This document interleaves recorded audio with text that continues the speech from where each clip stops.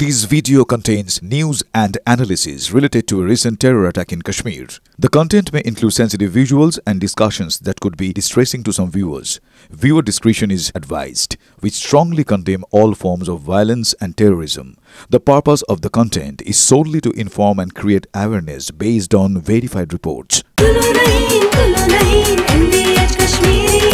अरे कौन दे किंतु खाटी दे MDH कश्मीरी लाल लंकार गुड़ो এই মুহূর্তে সবথেকে বড় খবর দেব আপনাদের আরো একবার পাকিস্তানকে বড় প্রত্যাঘাত করলো ভারত পাক বায়ুসেনার আরো একটি ঘাঁটি ধ্বংস করে দেওয়া হলো এবার পাঞ্জাব প্রদেশের সরগোদা এয়ারবেসে প্রত্যাঘাত চালালো ভারত প্রবল বিস্ফোরণে কেঁপে উঠলো পাক সামরিক বিমান ঘাঁটি পাক বায়ুসেনার অত্যন্ত গুরুত্বপূর্ণ ঘাঁটি এই সরগোদা সকাল থেকেই ভারতের প্রত্যাঘাত সেখানে জারি রয়েছে নিউজ রুম থেকে সিজার রয়েছেন আমাদের সঙ্গে সিজার একের পর এক পাকিস্তানের বায়ুসেনা ঘাঁটিগুলোকে টার্গেট করে করে ভারত ধ্বংস করে দিচ্ছে অন্যদিকে পাকিস্তানের বেয়াদবি দেখো ভারতের একেবারে অসামরিক যে জায়গাগুলো রয়েছে সাধারণ নিরীহ মানুষের বাড়ি দোকান সেগুলোতে ধ্বংস করছে তারা দীপ দেখো এখন পর্যন্ত ভারতের যে স্ট্র্যাটেজি সেটা কিন্তু খুব পরিষ্কার গোটা বিশ্বের কাছে বারবার সেটা পরিষ্কার করে দেওয়া হয়েছে 7 তারিখ উই আওয়ার্সে অর্থাৎ 7 তারিখ ভোরবেলায় ভারতের টার্গেট ছিল পাকিস্তানের বুকে থাকা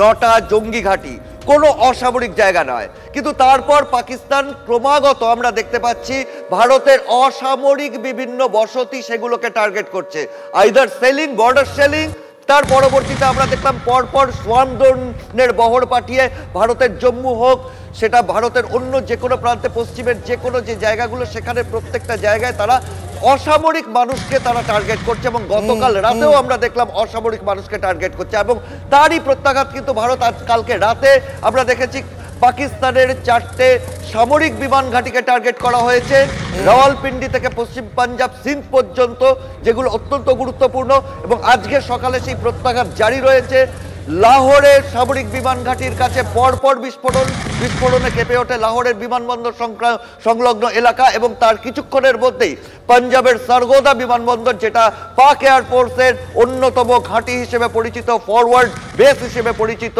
যেটা পাক এয়ারফোর্সের সরগোদা বিমানবন্দর হিসেবেও পরিচিত বা মুসাব বিমানবন্দর হিসেবে পরিচিত সেখানেও কিন্তু বিস্ফোরণের ঘটনা ঘটেছে পরপর বিস্ফোরণে গোটা বিমানবন্দর এলাকা কালো ধোঁয়ায় ছেয়ে গেছে এবং এটা পরিষ্কার সেই বিমানবন্দরে পাক বিমান বাহিনীর যে কার্যকারিতা সেটা কিন্তু বন্ধ করা সম্ভব হয়েছে এই বিস্ফোরণের মাধ্যমে অর্থাৎ ভারতের উদ্দেশ্য কিন্তু কোনোভাবে এই যুদ্ধ পরিস্থিতিকে এসক্যালেট করা নয় বরং ডি এসক্যালেট করা কারণ এই বিমান ঘাঁটিগুলোকে টার্গেট করার একটাই কারণ পাকিস্তানের পরপর রাত হলেই যে পাকিস্তানের মিসঅ্যাডভেঞ্চার শুরু হচ্ছে তারা ড্রোন পাঠাচ্ছে টার্কিশ ড্রোন পাঠাচ্ছে তারা বিমান ঘাঁটি লক্ষ্য করে ভারতের অসামরিক বসতি লক্ষ্য করে মিসাইল ছোড়ার চেষ্টা করছে সেই অপচেষ্টাটাকে রহত করা অপচেষ্টাটাকে আটকানো এবং আমরা জানি যে খানিকক্ষণের মধ্যেই বিদেশ মন্ত্রকের ব্রিফিং রয়েছে যেটা জানা যাচ্ছে পাকিস্তান যেভাবে আন্তর্জাতিক আইন ভেঙে অসামরিক মানুষকে বারবার টার্গেট করছে ভারতের বুকে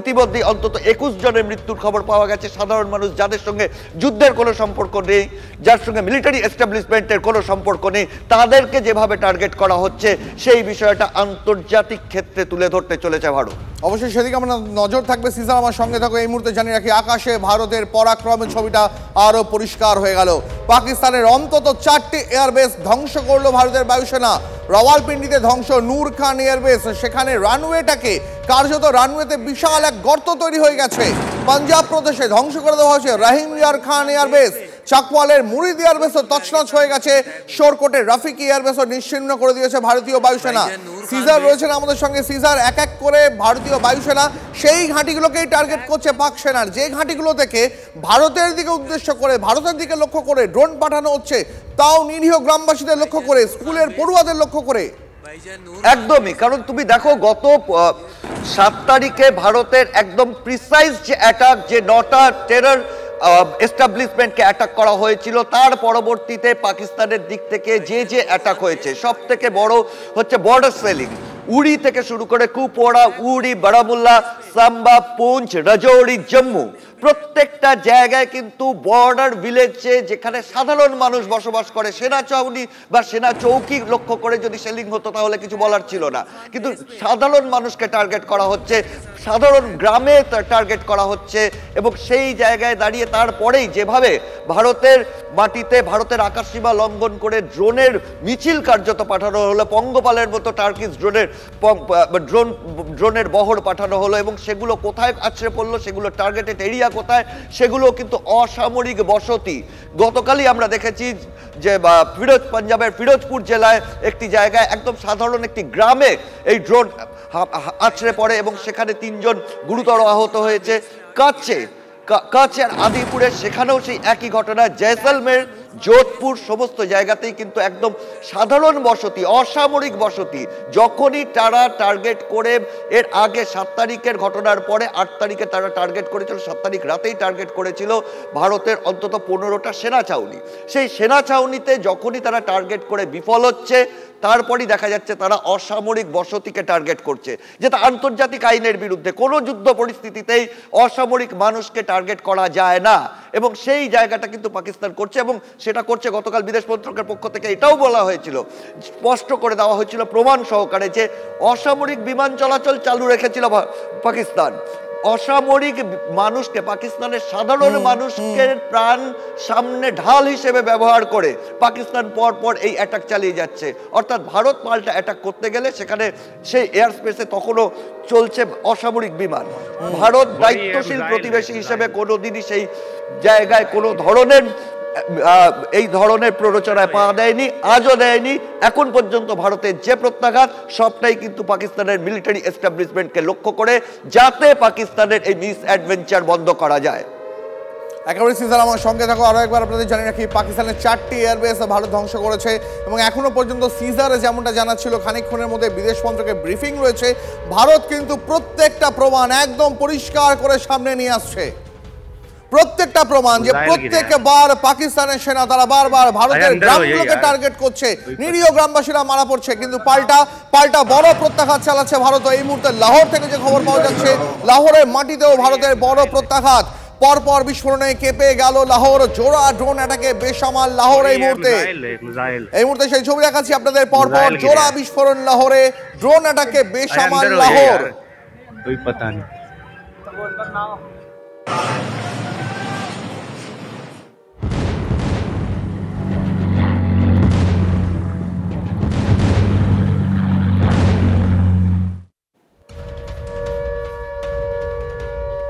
আপনাদের জানিয়ে রাখি, পাকিস্তানের কাপুরুষোচিত হামলায় আরও একজন নিরীহ নাগরিকের মৃত্যু হলো। এই মুহূর্তে যে খবর পাওয়া যাচ্ছে, রাজৌরিতে পাকিস্তানের গোলাগুলিতে 3 জনের মৃত্যু হয়েছে। রাজৌরিতে মৃত্যু হয়েছে এক পুলিশ কর্তারও, নিহতদের মধ্যে রয়েছে এক শিশুও। সুমন আমাদের সঙ্গে রয়েছেন, আমাদের সহকর্মী সুমন। যেভাবে পাক সেনার গোলাগুলিতে নিরীহ গ্রামবাসীরা মারা যাচ্ছে, খানিকক্ষণের মধ্যে বিদেশ মন্ত্রকের ব্রিফিং রয়েছে, কি মনে হচ্ছে এই প্রমাণগুলো, এই তথ্য প্রমাণগুলো, এই নজিরগুলো পাকিস্তানের নির্লজ্জতার ভারত আন্তর্জাতিক মহলের সামনে পেশ করতে চলেছে? দেখো, একেবারেই তাই। যেভাবে ভারত বারবার পাকিস্তানের সেনা ছাউনি এবং পাকিস্তানের যে জঙ্গি ঘাঁটিগুলো সেগুলোতে আক্রমণ চালাচ্ছে, প্রত্যাঘাত করছে, কিন্তু পাকিস্তান ড্রোন হামলা করে এবং ইউএভি পাঠিয়ে ভারতের সাধারণ মানুষদের উপরে আঘাত আনছে, এবং সেখানে রাজৌরিতে মৃত্যুর ঘটনা ঘটল। স্বাভাবিকভাবে কিছুক্ষণের মধ্যেই ভারতের বিদেশ সচিব তিনি কিন্তু প্রেস কনফারেন্স করবেন, এবং প্রেস কনফারেন্স করে যে ভারতের কাছে যে নির্দিষ্ট প্রমাণ রয়েছে যে যেভাবে পাকিস্তান এভাবে সাধারণ মানুষদের উপর হামলা চালাচ্ছে তার প্রমাণ পেশ করবেন, এবং আন্তর্জাতিক মহলের দৃষ্টি আকর্ষণের চেষ্টা করা হবে। ভারত আন্তর্জাতিক ক্ষেত্রেও কিন্তু সেই প্রমাণ পেশ করতে পারে, এমনটাই আমরা জানতে পারছি। এখন আমরা দাঁড়িয়ে রয়েছি জিরো লাইনের খুব কাছে, ভারত পাক বর্ডারের খুব কাছে একেবারে। তুমি জানো যে গতকাল রাত্রিবেলা এই জয়সলমীরের আকাশ থেকেও কিন্তু একাধিক ড্রোন, সেগুলো কিন্তু যোধপুর, পোখরান ইত্যাদি জায়গায় গিয়ে হামলা চালিয়েছে, ভারতের এয়ার ডিফেন্স এটাকে ভেঙেছে। কিন্তু ভারত তার পরিবর্তে যে প্রত্যাঘাত করেছে, সেখানে কিন্তু আঘাত পড়েছে ভারতের তরফ থেকে শুধুমাত্র পাকিস্তানের এয়ারফোর্সের যে ঘাঁটিগুলো রয়েছে সেখানে এবং জঙ্গি ঘাঁটিগুলোর ক্ষেত্রে। সেক্ষেত্রে এটা কিন্তু ইঙ্গিত পাওয়া যাচ্ছে ভারত আন্তর্জাতিক ক্ষেত্রে সেটা পেশ করতে চলবে। এবং তোমাকে বলে রাখি, এই মুহূর্তের খবর, এখানকার স্থানীয় বাসিন্দারা যেটা আমাদের জানালেন যে জয়সলমীর মার্কেট সম্পূর্ণ বন্ধ করা হয়েছে। তার কারণ সীমান্তে কিন্তু আবার পাকিস্তানি ড্রোন এবং পাকিস্তানি ইউএভি দ্বারা হামলা চালানোর প্রস্তুতি চলছে এবং একাধিক ড্রোন ঢুকছে। সেই জায়গায় দাঁড়িয়ে আমরা যেখানে দাঁড়িয়ে রয়েছি এটা একেবারে জিরো লাইনের খুব কাছে। আমার পেছনে দেখো ধুধু মরুভূমি এবং এখানে কিন্তু বিএসএফ তারা কিন্তু সক্রিয় রয়েছে, অ্যাক্টিভিটি বেড়েছে। তার কারণ পাকিস্তান যেভাবে কাপুরুষোচিত হামলা চালিয়ে যাচ্ছে কাল রাত থেকে, আজকেও কিন্তু তার পুনরাবৃত্তি হচ্ছে। দীপ, সুমন, অনেক ধন্যবাদ তোমাকে। নিরীহ ভারতীয় নাগরিকের মৃত্যুর খবর পাওয়া যাচ্ছে রাজৌরিতে। পাক গোলায় 3 জনের মৃত্যু হয়েছে। রাজৌরি এক পুলিশ কর্তাও তার মধ্যে রয়েছেন। এই মুহূর্তে আন্তর্জাতিক সম্পর্ক বিশেষজ্ঞ অনিক চট্টোপাধ্যায় রয়েছেন আমাদের সঙ্গে। অনিকবাবু, যেভাবে পাকিস্তানের সেনা নির্লজ্জভাবে কাপুরুষের মতন একেবারে নিরীহ ভারতীয়দের ওপর টার্গেট করছে, আপনার কি মনে হচ্ছে খানিকক্ষণের মধ্যে বিদেশ মন্ত্রকের ব্রিফিং রয়েছে, সাংবাদিকদের মুখোমুখি হবেন বিদেশ সচিব, সেখানে কি গোটা বিশ্বের সামনে আরও একবার ভারতেই প্রমাণগুলো এক এক করে তুলে ধরবে? হ্যাঁ, তুলে ধরা উচিত। আমরা ওই ব্রিফিং এর দিকে নজর রাখবো। তুলে ধরা উচিত এবং যেভাবে সিভিলিয়ান ইনস্টলেশনের ওপর অ্যাটাক করছে পাকিস্তান, সেটা কিন্তু খুবই মানে লজ্জাজনক একটা ব্যাপার। কেননা যে কোনো এই কনফ্লিক্টে সিভিলিয়ানদের অ্যাটাকটা সবসময় দূরে রাখা হয় যে কোনো সংঘর্ষে। ফলে সেইটা যে পাকিস্তান করছে এবং কিছুটা নির্লজ্জের মতোই করছে, সেটা কিন্তু খুবই লজ্জার ব্যাপার। এবং ভারতের এটা আন্তর্জাতিক মহলে, সম্মিলিত জাতিপুঞ্জে এবং আন্তর্জাতিক মহলে এগুলো অবশ্যই তুলে ধরবে। ভারতীয় কূটনীতি যথেষ্ট দক্ষ এবং প্রমাণ সহ, ছবি সহ এগুলো তুলে ধরতে হবে। বেশ, আপনাকে অনেক ধন্যবাদ, অনেক ধন্যবাদ আপনাকে। আর এই মুহূর্তে দমদার 10-এ আরো একটা বড় খবর। এই মুহূর্তে দমদার 10-এ আরো একটা বড় খবর জানাবো, যে খবর এই মুহূর্তে পাওয়া যাচ্ছে। এই মুহূর্তে বড় খবর, প্রধানমন্ত্রীর বাসভবনে ফের পৌঁছে গেলেন জাতীয় নিরাপত্তা উপদেষ্টা। নরেন্দ্র মোদীর সঙ্গে বৈঠকে বসলেন আজিজ ডোভাল। এই মুহূর্তের আরো একটা বড় খবর, পাকিস্তানের কাপুরুষোচিত হামলা, একের পর এক হামলার প্রেক্ষিতে এবার প্রধানমন্ত্রীর সঙ্গে বৈঠকে বসলেন ডোভাল। এই মুহূর্তে আরো বড় একটা খবর আমরা পাচ্ছি। এই মুহূর্তে যেটা জানতে পারা যাচ্ছে, প্রধানমন্ত্রীর বাসভবনে পৌঁছে গিয়েছেন জাতীয় নিরাপত্তা উপদেষ্টা আজিজ ডোভাল। প্রধানমন্ত্রীর সঙ্গে বৈঠক করছেন তিনি। এই মুহূর্তে সিজার রয়েছেন আমাদের সঙ্গে, আরো বিস্তারিত জানাবেন সিজার। পাকিস্তানের কাপুরুষোচিত হামলা, তুরস্কের ড্রোন ব্যবহার, ভারতীয় গ্রামবাসীদের উপর হামলা, এই বৈঠকে আর কি কি আলোচনা হতে পারে বলে মনে করা হচ্ছে? দেখো, যে ঘটনাক্রম আমরা দেখতে পাচ্ছি, আজকে সকালবেলায় 5:45 বিদেশ মন্ত্রকের ব্রিফিং হওয়ার কথা ছিল। সেই বিদেশ মন্ত্রকের ব্রিফিং পিছিয়ে যায় 10:30 অবধি এবং তার মাঝখানে আমরা দেখলাম 3 বাহিনীর প্রধান পৌঁছলেন প্রতিরক্ষা মন্ত্রকে প্রতিরক্ষা মন্ত্রীর সঙ্গে বৈঠক করতে। এবং তারপরেই জাতীয় নিরাপত্তা উপদেষ্টা যেভাবে তড়িঘড়ি প্রধানমন্ত্রীর বাসভবনে পৌঁছলেন বৈঠকের জন্য, সেখান থেকে একটা বিষয় খুব স্পষ্ট যে গোটা ঘটনা দিল্লি কিন্তু অত্যন্ত গুরুত্ব দিয়ে দেখছে। এবং কালকেই আমরা ইঙ্গিত পেয়েছিলাম কিভাবে ভারত পরপর প্রমাণ তুলে ধরেছিল গোটা বিশ্বের কাছে যে কিভাবে অসামরিক ব্যক্তিদের ঢাল করে পাকিস্তান ভারতের অসামরিক বসতিকে টার্গেট করছে। অন্যদিকে পাকিস্তান যে গোটা বিষয়টায় প্ররোচনা দিচ্ছে এবং এসকেলেশনের যে দায় কোনোভাবে ভারতের নয়, পুরোটাই পাকিস্তানের এসকেলেশনের জন্য ভারতকে ডিফেন্ড করতে হচ্ছে। ভারত কার্যত কিন্তু এই মুহূর্তে তারা তাদের দেশকে ডিফেন্ড করার চেষ্টা করছে, পাকিস্তানের প্ররোচনা কোনোভাবে পা না দিয়ে যতটা সম্ভব ডিফেন্ড করা। এবং সেই জায়গায় দাঁড়িয়ে গতকাল রাতে যেভাবে পরপর ভারতের 4 রাজ্যের অন্তত 26 জায়গায় বেসামরিক মানুষের ওপর, অসামরিক মানুষের ওপর হামলা চালিয়েছে পাকিস্তান, সেই জায়গাটা অত্যন্ত গুরুত্ব সহকারে যে কোথাও যে এটাকে একদম ছাড় দেওয়া যাবে না, সেই বিষয়টা কিন্তু ইতিমধ্যেই ভারতের প্রত্যাঘাতে স্পষ্ট। এবং এই পরপর বৈঠক থেকে এটাও স্পষ্ট যে ভারত গোটা বিশ্বের কাছে এই বিষয়টাকে খুব স্পষ্ট করে দেবে যে একদিকে যেমন টেরর আউটফিট, টেরর এস্টাবলিশমেন্টকে দীর্ঘদিন দশকের পর দশক ধরে পাকিস্তান মদত দিয়ে গেছে এবং এখন তারা ভারতের অসামরিক বসতিকে টার্গেট করছে, অর্থাৎ সামগ্রিকভাবে আন্তর্জাতিক আইন তারা ভাঙছে। এবং সেই জায়গায় দাঁড়িয়ে ভারত প্রত্যাঘাতের পথে যদি আরো চূড়ান্ত কোনো স্টেপ নেয়, পদক্ষেপ করে, সেক্ষেত্রে কিন্তু ভারতের কোনো দায় থাকবে না। ভারতের মানুষকে, 140 কোটি মানুষকে তারা ডিফেন্ড করার জন্য পদক্ষেপ করতে চলেছে। একেবারে সিজন আমাদের সঙ্গে থাকে। এই মুহূর্তে একদিকে যখন প্রধানমন্ত্রী তিনি বৈঠক করছেন আজিজ ডোভালের সঙ্গে, অন্যদিকে পাকিস্তান থেকেও বড় খবর আসছে। অন্যদিকে পাকিস্তান থেকেও এই মুহূর্তে খবর পাওয়া যাচ্ছে প্রত্যাঘাতের নাস্তানাবুদ পাকিস্তান এখন বাঁচার পথ খুঁজছে। ন্যাশনাল কমান্ড অথরিটির বৈঠক ডাকলেন পাক প্রধানমন্ত্রী শাহবাজ শরীফ। এই মুহূর্তে পাকিস্তান থেকে খবর পাওয়া যাচ্ছে পাকিস্তানের নিরাপত্তা সংক্রান্ত নীতি নির্ধারণ করে যে এনসিএ, সেই এনসিএ মানে ন্যাশনাল কমান্ড অথরিটির বৈঠক ডাকলেন পাক প্রধানমন্ত্রী শাহবাজ শরীফ।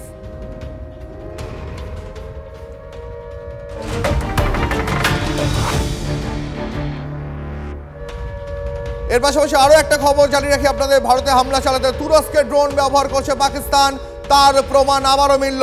তুরস্কে তৈরি হওয়া Y1HA3 কামিকাজে ড্রোনের ধ্বংসাবশেষ মিলল। অমৃতসরের জনবহুল এলাকায় হামলা চেষ্টা চালাচ্ছিল পাকিস্তান। ভোর 5টা নাগাদ তুরস্কের এই ড্রোন ধ্বংস করে ভারতীয় সেনার এয়ার ডিফেন্স গান। সিজার রয়েছেন আমাদের সঙ্গে। সিজার, তুরস্কে মানে ভারত এবং পাকিস্তানের মধ্যে যে এসকালেশন এই মুহূর্তে চলছে, তাতে তুরস্ক নিজেদের মাথা গলাচ্ছে কেন? দেখো, সেটাই সব থেকে চিন্তার বিষয় বা উদ্বেগের বিষয়। সাবকন্টিনেন্ট বা উপমহাদেশের রাজনীতিতে এতদিন পর্যন্ত পাকিস্তানের সামরিক সম্ভার 1960-এর দশকে পর্যন্ত ছিল অনেক বেশি মার্কিন নির্ভর, আমেরিকা নির্ভর। তার পরবর্তীতে এই মুহূর্তে পাকিস্তানের সমর সম্ভারের 81% চাইনিজ মিলিটারি হার্ডওয়্যারে ভর্তি, সেটা এয়ার ডিফেন্স সিস্টেম হোক, সেটা বায়ুসেনার ফাইটার হোক, বা অন্য যে অ্যামুনেশন, যে মডার্নাইজেশন পাকিস্তানের গত 30 বছর ধরে হয়েছে, সেটা কিন্তু পুরোটাই চীনের ওপর নির্ভর করে হয়েছে। কখনোই তুরস্কের সঙ্গে সামরিক চুক্তি বা তুরস্কের সঙ্গে একটা সামরিক বোঝাপড়ার জায়গা ছিল না। কিন্তু বর্তমান যুদ্ধ পরিস্থিতিতে এই কনফ্লিক্টের সময় দেখা যাচ্ছে পরপর, গতকালও বিদেশ মন্ত্রক স্পষ্ট তথ্য প্রমাণ দিয়ে দিয়েছিল যে ভারতে 8 তারিখ রাত্রির বেলায় যে ড্রোনের বহর পাঠানো হয়েছিল সেগুলো তুরস্কের তৈরি ড্রোন, অ্যাসিগার্ডের তৈরি ড্রোন, এবং কালকে রাতেও জালান্ধার হোক বা ফিরোজপুর হোক, সেখানে যে ধরনের ড্রোনের ধ্বংসাবশেষ পাওয়া গেছে সেটাও দেখা যাচ্ছে তুরস্কের কামিকাজে বা সুইসাইডাল ড্রোন, যা লয়টারিং মিউনিশন হিসেবে পরিচিত। অর্থাৎ সামগ্রিকভাবে তুরস্ক সাবকন্টিনেন্টের যে পাওয়ার ইকুয়েশন, সেখানে কোথাও একটা সামিল হওয়ার চেষ্টা করছে, এবং সেটা যথেষ্ট উদ্বেগের। এর আগে আমরা এটাও দেখেছি মিনা কান্ট্রিজে বা ওয়েস্ট এশিয়ার যে রাজনীতি, সেখানকার যে কনফ্লিক্ট, সেখানেও তুরস্ক কিন্তু একটা বড় পাওয়ার প্লে করার চেষ্টা করেছে। সেই প্রচেষ্টা যদি পাকিস্তানের মাধ্যমে সাবকন্টিনেন্টে তা করার চেষ্টা করে, সেটা কিন্তু এই সাবকন্টিনেন্টের সামগ্রিক রাজনৈতিক ভারসাম্যকে নষ্ট করবে, এবং সেটাও কিন্তু পশ্চিমী বিশ্বের কাছে একটা বড় থ্রেট হতে পারে। বেশ সিজার, অনেক ধন্যবাদ তোমাকে। সুভাষিস আমাদের সঙ্গে রয়েছেন। সুভাষিস, আমরা দেখতে পাচ্ছি একেবারে তুরস্কের তৈরি Y1HA3 কামিকাজে ড্রোন, এই ড্রোনের ধ্বংসাবশেষ মিলল, প্রমাণ হয়ে গেল আবার একবার। গতকাল বিদেশ মন্ত্রক প্রকাশ্যে এই তথ্য এনেছিল, আর আজকে আবার তার প্রমাণ মিলল। আপনার কি মনে হচ্ছে খানিকক্ষণের মধ্যেই তো বিদেশ মন্ত্রকের ব্রিফিং রয়েছে, ভারত এই তথ্য প্রমাণগুলো তুলে ধরবে তো, যে ভারতের গ্রামে আঘাত করা হচ্ছে, স্কুলের পড়ুয়াদের মারা হচ্ছে পাকিস্তানের তরফে? অ্যাবসলিউটলি। ভারতের নিজস্ব যখন এই প্রেস কনফারেন্সটা করবে, আমার ধারণা যে ভারত যেই জিনিসগুলোর উপরে মেইন জোর দেবে, তার প্রথম যে জিনিসটা জোর দিতে চলেছে সেটা হলো পদ্ধতি, অ্যাটাকের পদ্ধতি, কোথায় কোথায় অ্যাটাক করা হচ্ছে এবং আমাদের সিভিল লোকেশনসগুলোকে যেভাবে আইডেন্টিফাই করে হিট করা হচ্ছে, সেটাকে ভারতবর্ষ আজকে পৃথিবীর সামনে তুলে ধরবে। পয়েন্ট 1। পয়েন্ট 2 হচ্ছে তুরস্কর সাথে পাকিস্তানে, যেটা আপনারা এক্ষুনি বললেন প্রতিবেদনা, তার আগেও আমি কথাটা বললাম, তুরস্কর সাথে পাকিস্তানের এরকম কোনো বন্ধন নেই, যে আর্মস ট্রেড নেই, আর্মস ডিল নেই। তারপরেও যেই ড্রোনগুলো পাওয়া যাচ্ছে সেগুলো সমস্তই হচ্ছে তুরস্কর তৈরি। তার মানে কি? তার মানে হচ্ছে তুরস্কর যে আন্ডারগ্রাউন্ড পয়সা আসে, সেই পয়সা আসে রংলি ট্রেড করে আর্মসের, সেই ট্রেড করা আর্মসগুলো এখন পাকিস্তানে ঢোকানো হচ্ছে, এবং পাকিস্তান সেইগুলোকেই ইউটিলাইজ করছে। কারণ পাকিস্তান এখন সেই ধরনের সেকেন্ড অর্ডার আর্মস থিওরির উপরে চলছে। তার জন্য আজকের ডেটে যে ড্রোনগুলো মারছে, সেই ড্রোনগুলো অধিকাংশই হচ্ছে তুরস্কর ড্রোন। সুভাষিস, খুব সংক্ষেপে আরেকটা বিষয় জানতে চাইবো, ভারতও যদি এরপরে বড় কোনো প্রত্যাঘাত করে? আমি খুব অবাক হব না যদি আমাদের এয়ারফোর্স খুব তাড়াতাড়ি অ্যাক্টিভেটেড হয়ে যায়, এবং এখন অবধি যেই ঘটনাটা ঘটেনি সেটা হচ্ছে ক্রস বর্ডার ট্রানজিশন, বা এখন অবধি আমরা সীমান্ত পেরিয়ে কিছু একটা করিনি। বাট আমরা কোথাও গিয়ে যদি সীমান্ত পেরানোর সিদ্ধান্ত নিতে হয়, বা কোথাও গিয়ে আরও পাওয়ারফুল মিসাইলস আমরা ইউজ করতে শুরু করি সীমান্ত না পেরিয়েও, সেটাতে আমার খুব একটা অবাক লাগবে না। যেটা ঘটবে আগামী 10 বছর। চৌধুরী আমার সঙ্গে রয়েছেন। খুব সংক্ষেপে 30 সেকেন্ডে জানতে চাইবো, ভারত আর খানিকক্ষণের মধ্যে বিদেশ মন্ত্রক সাংবাদিক বৈঠক করবে, সেখানে কি আরো বড় প্রত্যাঘাতের ইঙ্গিত দেওয়া হবে? দীপ, একদম হতে পারে, কারণ আমরা অলরেডি দেখুন বড় প্রত্যাঘাত ভারত করছে। এই যে আমরা এই যে এয়ারফোর্স বেস গুলো আমরা ঘুরিয়ে দিচ্ছি, আপনি যেটা বলেন, আমার কাছে যে খবর এসছে এখন, আমি সবাইকে, মুরিদ এয়ারবেস, এই মুরিদ এয়ারবেস পাঞ্জাবের চাকুয়াল ডিস্ট্রিক্টে, এইখানে পাকিস্তানের সমস্ত যে ইউএভি এবং ইউএভি সিস্টেম যেগুলো আমরা দেখছি, তুর্কির TB2 থেকে কামাকাজি ড্রোন, এই জায়গা থেকে উঠছে এই মুরিদ এয়ারবেস। এই মুরিদ এয়ারবেস কোথায়? পাঞ্জাবের চাকুয়াল ডিস্ট্রিক্ট। এবং রাফিকুল এয়ারবেস এটা শোরকোট। এই শোরকোটে যে প্রায় 10,000 ফিট এদের রানওয়ে আছে, এটাকে ভেঙে আপনি দেখালেন গর্ত করে দেওয়া হয়েছে। তারপর যে নূর বেস এর সাথে বেনাজির ভুট্টো ইন্টারন্যাশনাল এয়ারপোর্ট আছে একই কমপ্লেক্সে, এটাকে ভেঙে গুড়ি দেওয়া হয়েছে। বেশ ঘটনা চৌধুরী আমাদের সঙ্গে থাকুন এই মুহূর্তে, যেদিকে আমাদের সকলের নজর থাকবে। আর খানিকক্ষণের মধ্যেই সেনা তরফে সাংবাদিক বৈঠক, সেই বৈঠক থেকে কি বড় ইঙ্গিত দেয় ভারত, সেদিকে অবশ্যই আমাদের নজর থাকবে। MDH চানা মশলা, এখন ছোলা হোক বা বরবটি দানা, সাদা চানা হোক বা কালো, সব রান্নাই হবে অসাধারণ। MDH